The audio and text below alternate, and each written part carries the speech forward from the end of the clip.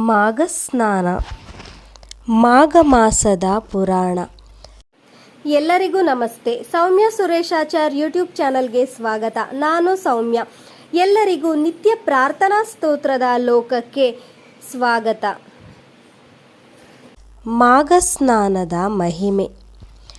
ಜಗತ್ತಿನ ಮುಖ್ಯ ಸೃಷ್ಟಿ, ಎಲ್ಲ ಸೃಷ್ಟಿ ಸ್ಥಿತಿ ರಕ್ಷಣೆಗಳು, ಮನ್ವಂತರಗಳು, ಆದಿರಾಜರ ವಂಶಗಳು, ಆ ವಂಶಜರ ಚರಿತ್ರೆಗಳು, ಪ್ರಳಯ, ಜೀವರಲ್ಲಿರುವ ವಾಸನೆಗಳು, ಆಶ್ರಯ, ಈ 10 ಲಕ್ಷಣಗಳಿಂದ ಕೂಡಿದುದನ್ನು ಮಹರ್ಷಿಗಳು ಪುರಾಣವೆಂದಿದ್ದಾರೆ. ಯಾವ ಯಾವ ಪುರಾಣದಲ್ಲಿ ಈ 10 ಲಕ್ಷಣಗಳು ಬೇರೆ ಬೇರೆಯಾಗಿ ಹೇಳಲ್ಪಟ್ಟಿರುತ್ತವೋ ಆ ಪುರಾಣವನ್ನು ಮಹಾಪುರಾಣವೆಂದು, ಯಾವುದರಲ್ಲಿ ಸ್ವರ್ಗ, ಪ್ರತಿಸ್ವರ್ಗ, ವಂಶ, ಮನ್ವಂತರ, ವಂಶಾನುಚರಿತ ಈ 5 ಲಕ್ಷಣಗಳಲ್ಲಿಯೇ ಮಿಕ್ಕ 5 ಲಕ್ಷಣಗಳು ಅಂತರ್ಭೂತಗಳಾಗಿವೆಯೋ ಅದನ್ನು ಪುರಾಣವೆಂದು ಭಾವಿಸಬೇಕು ಎಂದಿದ್ದಾರೆ. ಪ್ರಪಂಚ ಸೃಷ್ಟಿಯಾದ ಒಡನೆಯೇ ಚತುರ್ಮುಖನಿಂದ ಮೊಟ್ಟ ಮೊದಲಾಗಿ ಹೊರಬಿದ್ದ ರತ್ನರಾಶಿಯೇ ಪುರಾಣ. ಇದು ವೇದಶಾಸ್ತ್ರಗಳಿಗಿಂತ ಹಳೆಯವು. ಶ್ರದ್ಧೆಯೊಂದಿದ್ದರೆ ಆಚರಣೆಗೆ ಸಾಧ್ಯ ಎಂಬುದನ್ನು ಮನಗಾಣಿಸುವುದಕ್ಕಾಗಿ ಮಹರ್ಷಿಗಳಿಂದ ರಚಿತವಾದ ಕಥನಗಳೇ ಪುರಾಣಗಳು. ಇಂಥ ಪುರಾಣಗಳಲ್ಲಿ ಸ್ಕಾಂದ ಪುರಾಣವೂ ಒಂದು. ಮಾಘ ಮಾಸದ ಮಹಾತ್ಮೆಯನ್ನು ತಿಳಿಸುವುದೇ ಮಾಘಪುರಾಣ. ಈ ಮಹಾತ್ಮೆಯನ್ನು ಈ ಪುರಾಣದಲ್ಲಿ ಹೇಳಲಾಗಿದೆ. ಮಾಘ ಮಾಸದ ಮಹಾತ್ಮೆಯನ್ನು ತಿಳಿಸುವುದೇ ಮಾಘಪುರಾಣ.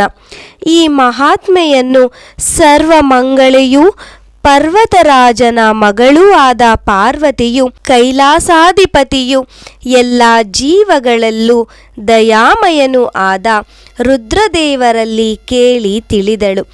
ರುದ್ರದೇವರು ತನ್ನ ಸತಿ ಗಿರಿಜೆಗೆ ಮಾಘ ಮಾಸದ ಮಹಾತ್ಮೆಯನ್ನು ಶ್ರದ್ಧಾಭಕ್ತಿಗಳಿಂದ ಕೇಳಬೇಕೆಂದು ಹೇಳಿದಾಗ ಪಾರ್ವತಿ ಪರಮೇಶ್ವರನ ಸವಿನುಡಿಗಳನ್ನು ಕೇಳಲು ಕುತೂಹಲ ತೋರಿದಳು. ಮಾಘ ಮಾಸದ ಮಕರ ಸಂಕ್ರಮಣ ಮೊದಲುಗೊಂಡು ಕುಂಭ ಸಂಕ್ರಮಣದವರೆಗಾಗಲಿ, ಮಾಘ ಶುಕ್ಲ ಪಾಡ್ಯದಿಂದ ಮಾಘ ಬಹುಳ ಅಮಾವಾಸ್ಯೆಯವರೆಗಾಗಲಿ ಬೆಳಗ್ಗೆ ಸೂರ್ಯೋದಯವಾಗುತ್ತಿರುವಾಗ ಪ್ರತಿಯೊಬ್ಬರೂ ಸ್ತ್ರೀ ಪುರುಷರೆನ್ನದೆ ಸ್ನಾನವನ್ನಾಚರಿಸುವುದು ಶ್ರೇಯಸ್ಕರ. ಸೂರ್ಯೋದಯವಾದ ಬಳಿಕ ಮಾಡುವ ಸ್ನಾನ ವ್ರತವಾಗುವುದಿಲ್ಲ. ಈ ತಿಂಗಳಿನಲ್ಲಿ ಸೂರ್ಯೋದಯ ಕಾಲದಲ್ಲಿ ನದಿ ಜಲಗಳೆಲ್ಲ ಪವಿತ್ರವಾಗಿರುತ್ತದೆ. ನದಿ ಸ್ನಾನ ಮಹಾಶುಭಕರ. ಗಂಗೆ, ಸರಸ್ವತಿ, ಯಮುನಾ ನದಿಗಳ ಸಂಗಮವಾಗಿರುವ ಸ್ಥಳವಾದ ಪ್ರಯಾಗದಲ್ಲಿ ಮಾಡಿದ ಸ್ನಾನ ಕೋಟಿ ಫಲವನ್ನು ಕೊಡುವುದು. ಗಂಗಾ ಸ್ನಾನ ಶುಭಕರ. ಕೆರೆ, ಕಾಲುವೆಗಳಲ್ಲಿಯೂ ಸ್ನಾನ ಮಾಡಬಹುದು. ಶಕ್ಯವಿಲ್ಲದವರು ಮನೆಯಲ್ಲಿ ಒಂದು ವೇಳೆ ತಣ್ಣೀರು ಆಗದಿದ್ದರೆ ಬಿಸಿ ನೀರಿನಿಂದ ಸ್ನಾನ ಮಾಡಬಹುದು. ಆದರೆ 6 ವರ್ಷಗಳ ಕಾಲ ಭಕ್ತಿ ಶ್ರದ್ಧೆಗಳಿಂದ ಸ್ನಾನ ಮಾಡಿದರೆ ಫಲ ದೊರಕುವುದು. ಸ್ನಾನ ಕಾಲದಲ್ಲಿ ಶ್ರೀಹರಿಯನ್ನು ಧ್ಯಾನ ಮಾಡಬೇಕು. ಮಾಘ ಸ್ನಾನ ಶ್ರೀಹರಿಯ ಪ್ರೀತಿಗಾಗಿ ಮಾಡುತ್ತಿದ್ದೇನೆ ಎಂದು ಹೇಳಿಕೊಳ್ಳಬೇಕು. ಶ್ರೀಹರಿಯ ವಿವಿಧ ನಾಮಗಳ ಉಚ್ಚಾರ ಮಾಡಬೇಕು. ಮಾಘ ಸ್ನಾನಕ್ಕೆ ತಕ್ಕದಾದ ಫಲವನ್ನು ಕೊಡು ಎಂದು ಅನಂತನಾರಾಯಣನನ್ನು ಪ್ರಾರ್ಥಿಸಬೇಕು. ಸ್ನಾನಾನಂತರ ಹರಿಪೂಜೆ ಮಾಡಿ ಬ್ರಾಹ್ಮಣರಿಗೆ ದಾನ ಮಾಡಿ ಸಂತರ್ಪಣೆ ಮಾಡಬೇಕು. ಮಾಘ ಮಾಸದಲ್ಲಿ ಮೌನಗೌರಿ ವ್ರತ, ಕುಂದ ಚತುರ್ಥಿ, ಶ್ರೀ ಪಂಚಮಿ, ಕುಮಾರ ಷಷ್ಠಿ, ರಥಸಪ್ತಮಿ, ಭೀಷ್ಮಾಷ್ಟಮಿ, ಮಧ್ವ ನವಮಿ, ಶುಕ್ಲ ದಶಮಿ, ಭೀಷ್ಮೇಕಾದಶಿ, ಕುಂಭ ಸಂಕ್ರಮಣ, ವ್ಯಾಸ ಪೌರ್ಣಿಮಾ, ಸಂಕಷ್ಟಹರ ಗಣಪತಿ ವ್ರತ, ಸರ್ವತ್ರ ಏಕಾದಶಿ, ಮಹಾಶಿವರಾತ್ರಿ, ಬೋಧಾಯನ ಅಮಾವಾಸ್ಯೆ ಈ ದಿನಗಳು ಬರುವುವು. ಮಹಾಶಿವರಾತ್ರಿ ಒಂದು ಪವಿತ್ರವಾದ ದಿನ. ಅಂದು ಶಿವಪೂಜೆ ಎಲ್ಲೆಲ್ಲೂ ನಡೆಯುತ್ತದೆ. ಮಾಘ ಶುದ್ಧ ಸಪ್ತಮಿ ಅಥವಾ ರಥಸಪ್ತಮಿ ದಿನ ಸೂರ್ಯಗ್ರಹಣ ದಿನಕ್ಕೆ ಸಮಾನವೆಂಬುದಾಗಿ ಹೇಳಿದೆ. ಅದು ಸೂರ್ಯೋಪಾಸನೆಗೆ ಬಹು ಶ್ರೇಷ್ಠವಾದ ದಿನವೆಂದು ಭಾವಿಸಲಾಗಿದೆ.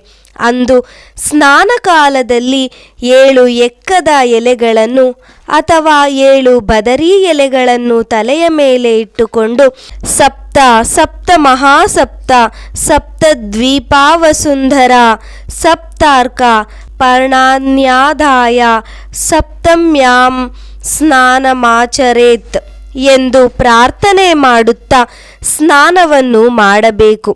ಈ ವ್ರತಾಚರಣೆಯಿಂದ ಸರ್ವವಿಧ ಪಾಪಗಳು ನಿವಾರಣೆಯಾಗಿ ಸಕಲ ಮನೋಭೀಷ್ಟಗಳು ಸಿದ್ಧಿಸುವುವು. ಶಂಕರನು ಗಿರಿಜೆಗೆ ಹೇಳತೊಡಗಿದನು, ಪಾರ್ವತಿ, ಮಾಘ ಮಾಸದಲ್ಲಿ ಗೋಪಾದ ಮುಳುಗುವಷ್ಟಾದರೂ ನೀರಿನಲ್ಲಿ ಸ್ನಾನ ಮಾಡುವವನ ಪಾಪಗಳು ದೂರವಾಗುತ್ತದೆ. 2ನೆಯ ದಿನದ ಸ್ನಾನದಿಂದ ವಿಷ್ಣು ಲೋಕವನ್ನು ಸೇರಲು ಅರ್ಹನಾಗುವನು.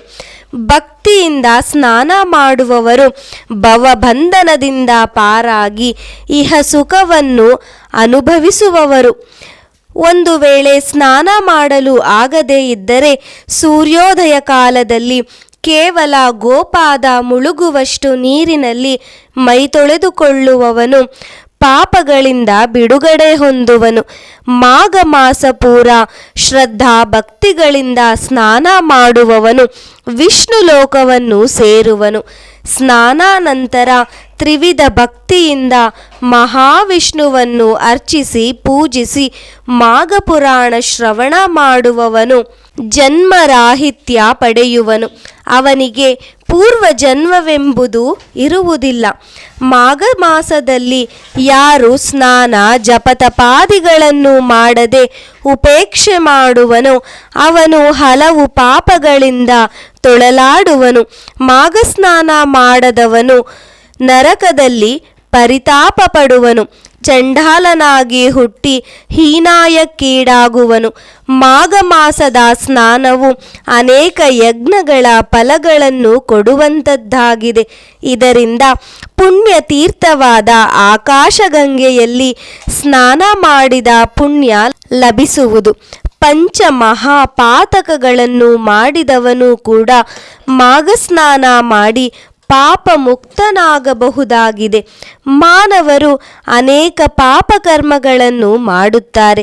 ಅಂಥವರೂ ಕೂಡ ಪ್ರಾಯಶ್ಚಿತ್ತ ಬೇರೇನೂ ಇಲ್ಲದೆ ಮಾಘ ಮಾಸದಲ್ಲಿ ಸೂರ್ಯೋದಯ ಕಾಲದಲ್ಲಿ ಸ್ನಾನ ಮಾಡಿದರೆ ಸಾಕು.